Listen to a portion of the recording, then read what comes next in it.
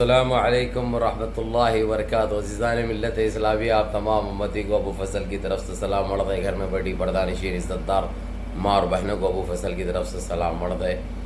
बहरहाल अल्हम्दुलिल्लाह रब्बिल आलमीन, बाबरी मस्जिद का इशू तो आप लोगों को पता है। इंटरनेशनल कोर्ट में 10 नवंबर से चालू होने वाला है, उसका फ़ैसला भी यहीं पे होगा। अब इसीलिए कोई टालमोल और ये कुछ भी उछलने की करने की ये संगियों को ज़रूरत नहीं है, क्योंकि जितना टाइम देना था उतना टाइम दे दिया। अब ये लोग बता चुके हैं कि ख़त्म ये इंटरनेशनल कोर्ट में होगा। अगरचे इनके पास कुछ प्रूफ है, अगरचे वो तोड़कर बनाए ये बाबरी मस्जिद, तो साबित कर दो, हम तुम्हारे साथ है। अगरचे नहीं है, अगरचे तो तुम्हारे को जो हाथों से तुमने जो शहीद किया है, पहले जो बनाए हैं छतरा मतरा, उसको फौरन ख़त्म कर दो वहाँ से।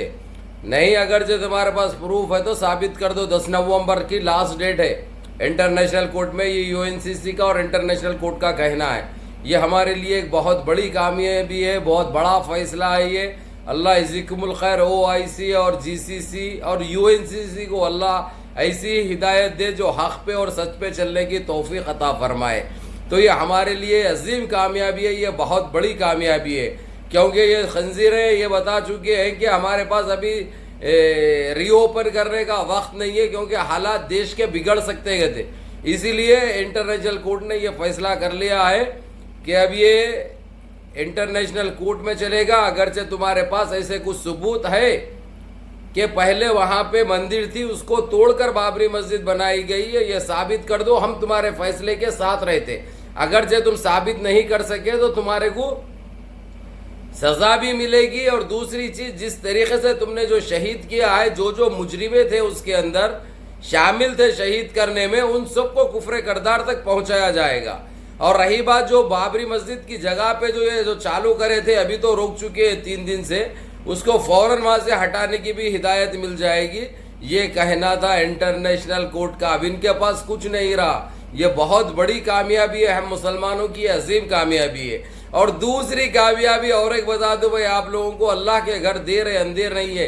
जो देश में जो जहर बांटता था एक एंकर गोस्वामी, जो नाम रखा था मैं, उसको पुलिस ने अरेस्ट कर लिया है। उसके ऊपर काफी केसेस निकले हैं अभी।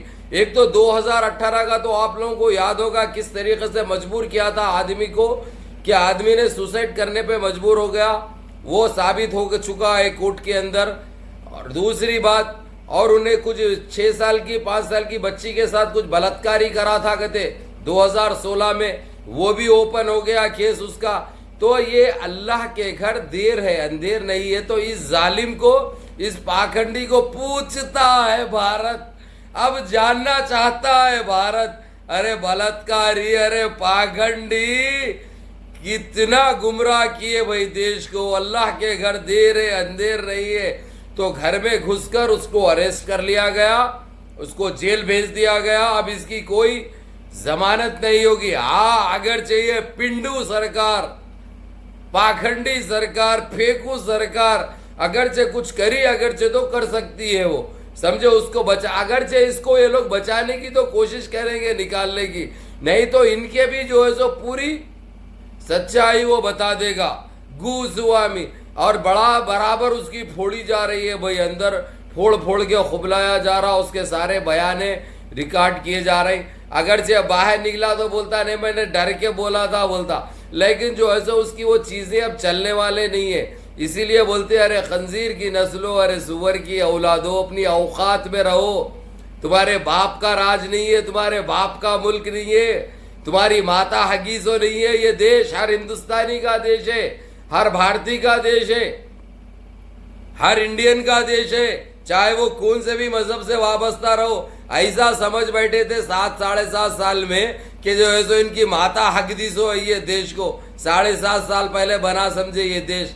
अरे खंजीर की नस्लो, इतिहास गवाह है, तारीख गवाह है, हम मुसलमानों ने कितने कुर्बानियाँ दिए देश के लिए, हमारे देश को हमने किस तरीके से संवारा है। हमारी जनपद का अंडा तो बड़ी कामयाबी है भाई। समझ गए होंगे तुम, मैं अर्नब गोस्वामी की बात कर रहा हूँ, जो आज पुलिस अरेस्ट भी कर ली, उसको जेल भी मुंतकिल कर चुकी है। जेल को ले जाने से पहले सीबीआई के हाथ को दिए, फिर सीबीआई ने बड़ी फोड़ी इसकी, इसको मुसल भी कसे हैं। शायद रगा ढीले पड़ चुके होंगे, पहले पुक्का बड़ा है इसका, क्योंकि इन्हें खुद भी बिला लेता था। तो बहरहाल ये नस्ल के बाद अब नंबर आता है अमेश देवगन का।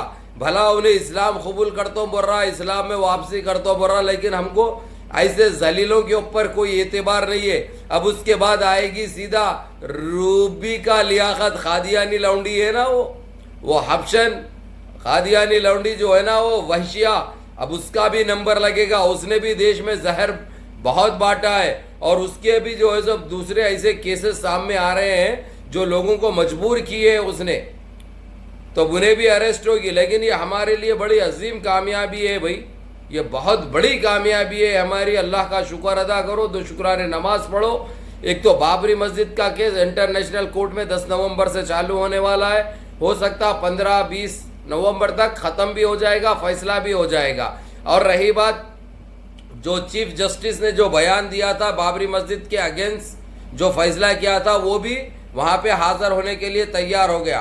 पहले ही उसने खैर मेल किया उसने, और टेलीफोन पे भी सच्चाई बता दी कि मेरे को मजबूर किया गया था, मैं बड़े ये फैसले के मैं खुद सख्त खिलाफ हूँ, बहुत गलत फैसला किया, मैं ये चीज़ मानता हूँ। और यहाँ तक कि मैंने एक बुक लिखी है, वो बुक में भी मैंने ये चीज़ बता चुका हूँ कि ऐसा मैंने गलत फैसला किया, ये मेरे से गलत फैसला हुआ बोल के। खैर पैदा हुए इन्हों गलत फैसले देने के लिए, इसलिए इन पापियों का कोई भरोसा नहीं है। बहरहाल इन्हों भी इंटरनेशनल कोर्ट में हाजिर होने वाले, इनको भी जा चुका है लेटर, और इनके पास अगर से कुछ प्रूफ है तो वो साबित करना है कि वहाँ पे पहले मंदिर थी, बाद में बाबर ने उस मंदिर को तुड़वा कर बाबरी मस्जिद बनाई। अगर से ये साबित नहीं कर सके तो इन सारे हत्यारों को सजा भी मिलेगी, चाहे वो कौन से भी पद पे रहो।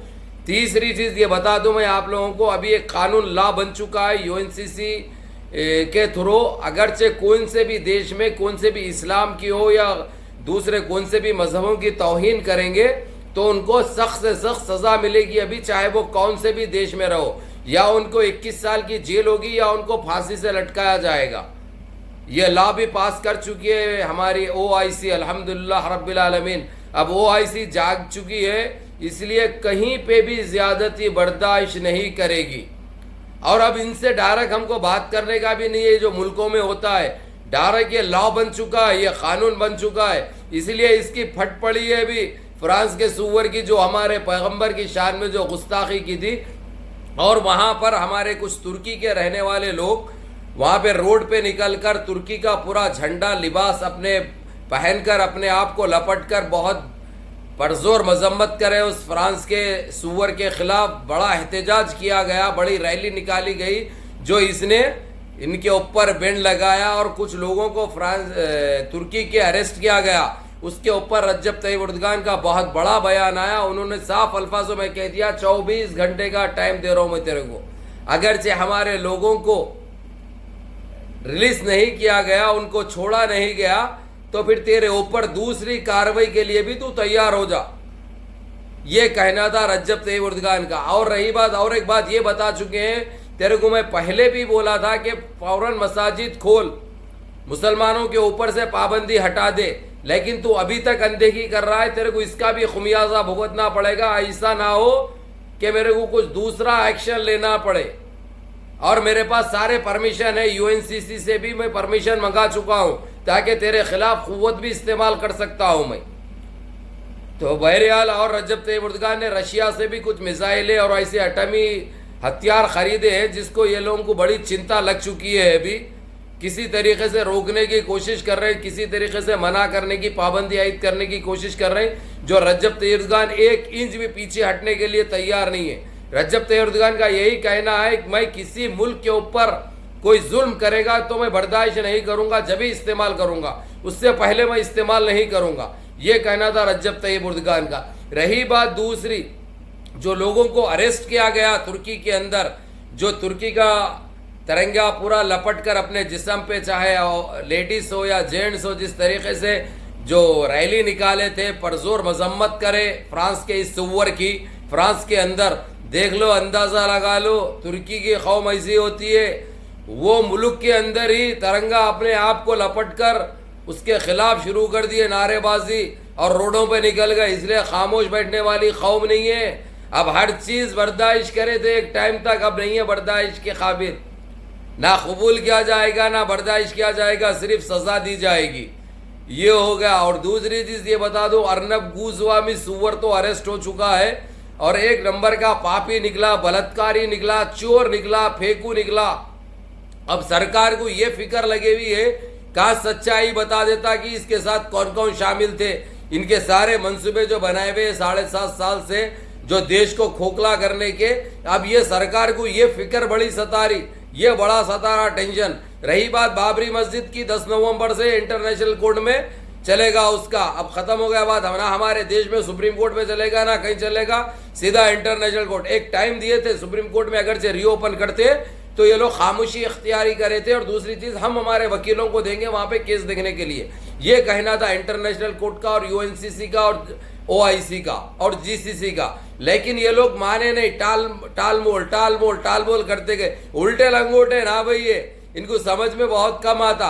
अब फुटी तो बटी गते, तो ये चीज हो गई। बहरहाल आप लोगों को ये बता दूं मैं, बाबरी मस्जिद हर हाल में बनेगी और अभी कहीं पर भी मुसलमान के ऊपर या इस्लाम के ऊपर जुल्म नहीं चलेगा, क्योंकि इसके खिलाफ भी एक लॉ बन चुका है, कानून बन चुका है। अगरचे ये हरकत करेंगे ऐसा, अगरचे पाए जाएंगे कोई गलत करते हुए या गलत बोलते हुए इस्लाम के खिलाफ, तो उनको 21 साल की सजा भी हो सकती है, जेल भी हो सकती है, या सर कलम कर दिया जाएगा या फांसी से लटका दिया जाएगा। हम तो एक ही चीज चाहते हैं, गुस्ताख रसूल की एक ही सजा, सरतन से जुदा, सरतन से जुदा। इसके अलावा तो हमको कुछ चाहिए नहीं। हम किसी के मजहब की ना तौहीन करते ना हमको इजाजत देती है ये चीज की, लेकिन ये जालिम ये हरकत करेंगे अगरचे तो किसी को बर्दाश्त नहीं किया जाएगा, ये बात याद रखना। तो बहरहाल नमाजों की पाबंदी करो, पर अमन रैलियाँ निकालो, एहतजाज करो, जो तुम्हारा जमहूरी हक है, इस चीज़ को नज़रअंदाज मत करो। नमाजें पढ़ो, सबसे पहले नमाजों की पाबंदी करो, अल्लाह से गिड़गिड़ा के दुआएं करो। इंशाअल्लाह अल्लाह सुब्हाना ताला मारा गस्सरकुम यातिकुमुल आफिया, इंशाअल्लाह मारा गस्सर। वबादन ला तहातिफिया ला तफक्करुन फिया वलहीन तरा अख़वा मुत्तहिदा वल खस्र आलमिया कुल्लु वयाना, इंशाअल्लाह मारा गस्सरकुम वल हल खेल भादी अर्नब गोस्वामी रहफिया, इंशाअल्लाह अल्लाह याखदुम इंशाअल्लाह। या अल्लाह फिमा अल्लाह। अस्सलामु अलैकुम व रहमतुल्लाहि व बरकातहू।